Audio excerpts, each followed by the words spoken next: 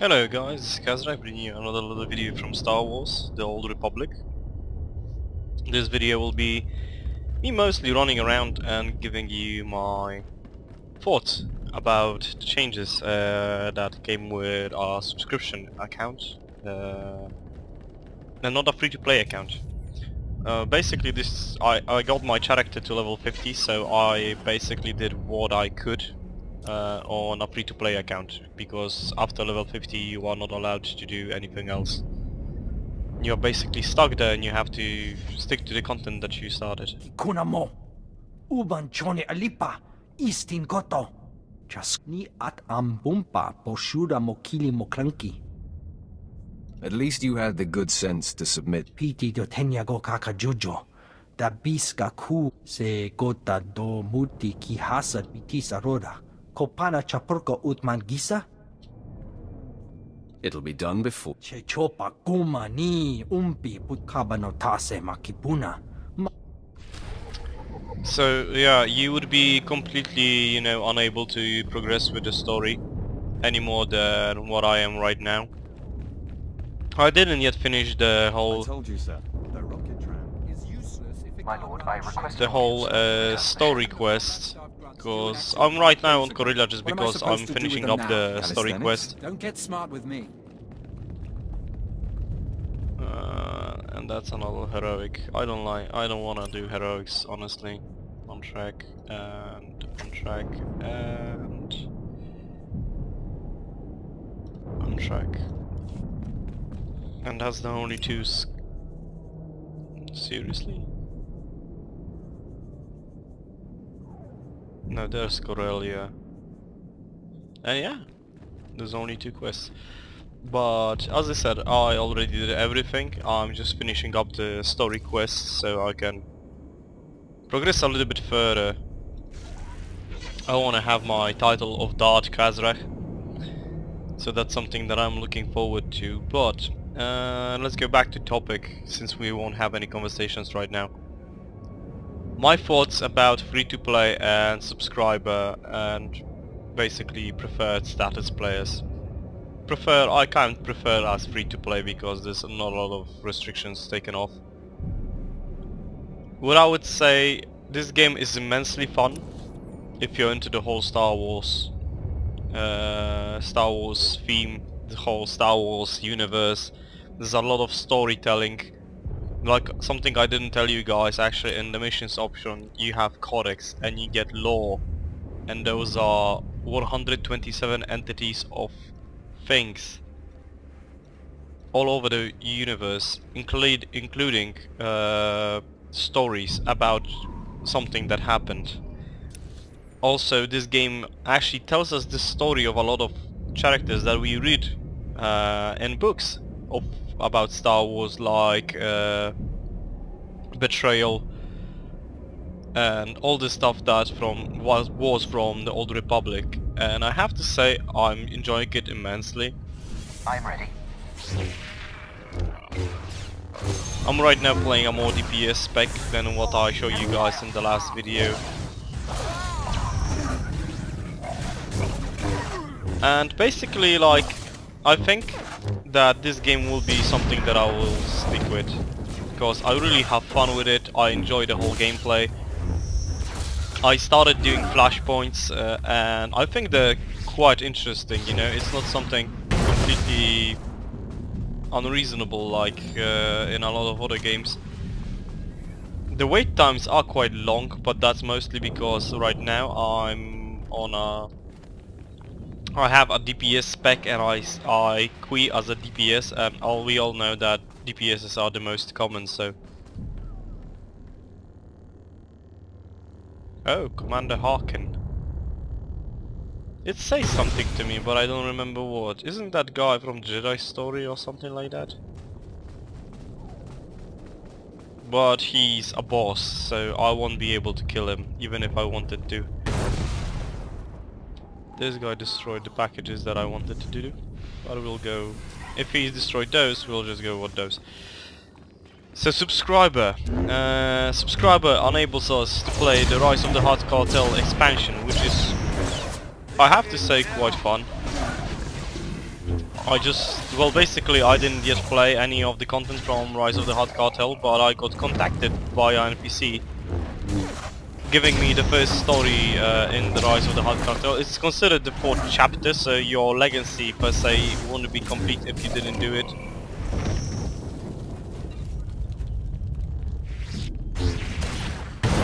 And I have to say, getting to level 55, you know, will not be a problem. Getting all the content also won't be a problem, but I'm just looking forward to actually getting almost everything. Maybe not on this sorry for that. Maybe not for this particular video. For this particular class, sorry. That Facebook really put me off. But like I'm gonna make a bounty hunter after this. And I think I'm gonna really enjoy that guy. Especially since the whole bounty story is really good from what I hear. And you get a lot of fun titles while doing that. You get like the Republic's Most Wanted title, which I think is an amazing title, and I'm gonna enjoy it immensely. But for 13 euros, 14 euros a month, I think this would be a good investment. It's 4 more euros than World of Tanks. You don't have to suffer with stupidity of people. There are of course times where you will find yourself annoyed by the behavior of other players. This is an MMO game. But it's not as bad as like in World of Tanks or War of Thunder, where your actions aren't, you know, reflected. What you do, it doesn't matter because you have to do it in accordance to 14 other people. If not, then you're basically, you know, wasting time. And those 14 other people most of the time are stupid as hell. So I think that this really is a very good game for its price. That amount of money that you pay for playing this isn't that much, and the amount of content you get, solely if you even want to play only through the storylines to learn about Star Wars fiction, because when I say that this game develops on stories that you read in books, it's also like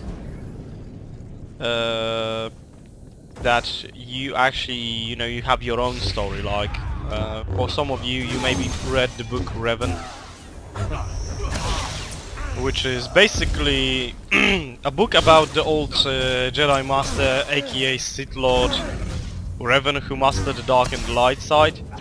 You actually can meet him in this game in a certain storyline, and also when you read about in the book, you read about a Sith Lord that actually helps Revan. And he's called Lord Scourge. You actually meet Lord Scourge. Moreover, if you play the Jedi Knight storyline, you actually get Lord Scourge as a companion. So, that's a bit of a spoiler there, but it's just awesome how developed those stories are. And just for the sake of playing through those stories, I think this game is a worthwhile investment. You know. The downside is, as I said, if you're playing on a free-to-play, you can perfectly do the 3 chapters without a problem. You know, it's gonna take you a while to do those, because you get lesser experience gain and stuff like that. But you will be able to do those, so it's not like you're completely unable to enjoy what I'm actually talking about right now. You will be able, you'll just do it way slower, you know.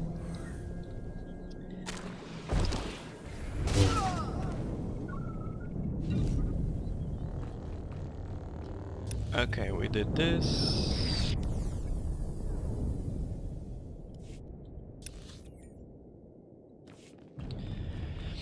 So as you can see, we're just running around killing NPCs, and basically that's the bulk of the story.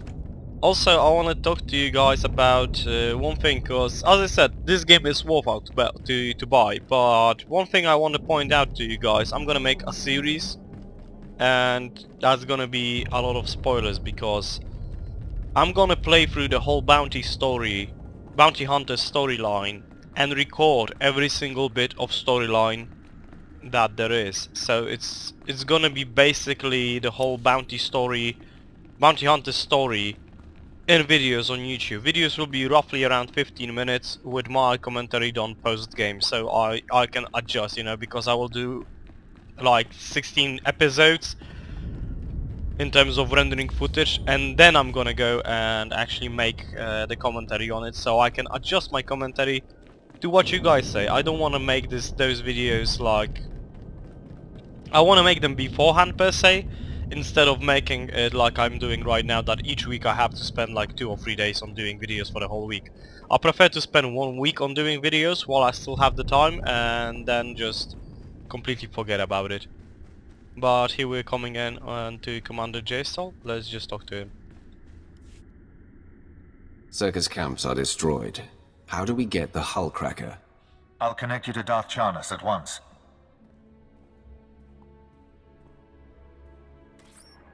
My ship afforded a spectacular view of your work. Zerka's forces swarm like confused insects. They've regrouped to defend the hive, leaving the hull cracker storage facility vulnerable. Circa is ruled by fear. Soon their explosive will be ours. Captain Jastel's team is in place, ready to grab the hull cracker. You'll lead a more direct attack. Your target is Braal Tavar. He's Zerka Corellia's figurehead, the definition of corporate sleaze. Braal Tavar has the hull cracker's detonation codes. Without them, the bomb's useless. Break into his executive offices, get the detonation codes, then call me. My men will already have the hull cracker. I can't wait to start killing. Delightful. Punish Zerka for their defiance. Then contact Commander Jastel. He'll have the hull cracker secured by the time he hears from you. So we did that little quest. Also, you don't like get a lot of provider rewards when you're on a free-to-play. You can see I have a lot of stuff. Just because I'll always forget that I have a lot of stuff, and I have to browse through those and actually, you know, sell most of that. That's a lot of my pre-50 gear, because as I said, I started doing flashpoints and I started getting new equipment, like those black hole plumber MK graves, prototype graves and stuff like that. Just makes it so it's easier for me to level up. And like I said, I'm gonna do a bounty hunter series. Maybe if that series will be successful, like I'll see a good follow-up of people watching those series. I'll try to make it, you know, I'll try to go with every single storyline that I want to play. I know that the next one after that will be the Sith Inquisitor, actually. Because my thinking behind it is that I'm gonna actually make a valid legacy. You know, this is the start of my legacy. Lord Dad Kazarak soon to be will be my start. His relationship with Jason Wilson will affect in us having a kid, and that kid will be force sensitive, and I'm guessing that kid will be my Sith Inquisitor. She's gonna be a human female, to allow myself a little bit of room over there. Probably she's not gonna be completely bad, if you know what I mean. She's not gonna be dark-sided, because I wanna develop a relationship per se, like in my head I'm developing a relationship with her in mind, and a Jedi. So I can make a Jedi Knight, made purely for DPS, and then I can, you know, make offspring from them, like Imperial troopers and stuff like that. Probably my bounty hunter will be a contractor of this guy. He won't be his brother or anything, because that's obviously stupid, because I want my bounty hunter to be human. But I'll just stick to him being like a contractor, and I'll also include his storyline into my main storyline of this family. Like, it's gonna be a multi-family legacy, because at some point maybe I will actually, you know, tie those up at some let's say that the Imperial agent or someone will be actually cross between the two families, so maybe even my bounty hunter won't be associated to my Juggernaut, but he will be associated, for example, with my piece of law. But it may be associated with someone else. So I want to make a whole story. I also asked you guys on my live streams. For those of you who don't know, I actually live stream every single day, almost every single day. not only Star Wars, but I also try to stream Euro Truck Simulator, Terraria, FTL, and other games that I find enjoyable. I will start making more and more polls, like what do you guys want to see, and then play that game.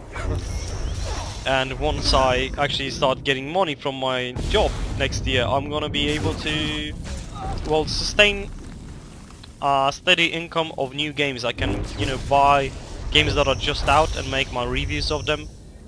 And that's what I want to be headed with this channel, because as I said, World of Tanks are basically dead for me. I'm gonna make a video, or I made already a video, I don't know which will be first, this or the other one, about me completely dropping World of Tanks as content for this channel. But yeah, that's something that I foresaw a long time ago. But this is gonna be basically the moment we're gonna pause the video for you guys. So I hope you got some new insights, and also you learned something about the free-to-play models and my plans. And I hope to see you guys watching my videos later on, or see you guys on the live streams on Twitch TV-Kazrahim. So thank you all for coming, I hope you had a good time, and I'll see you guys next time on the battlefield.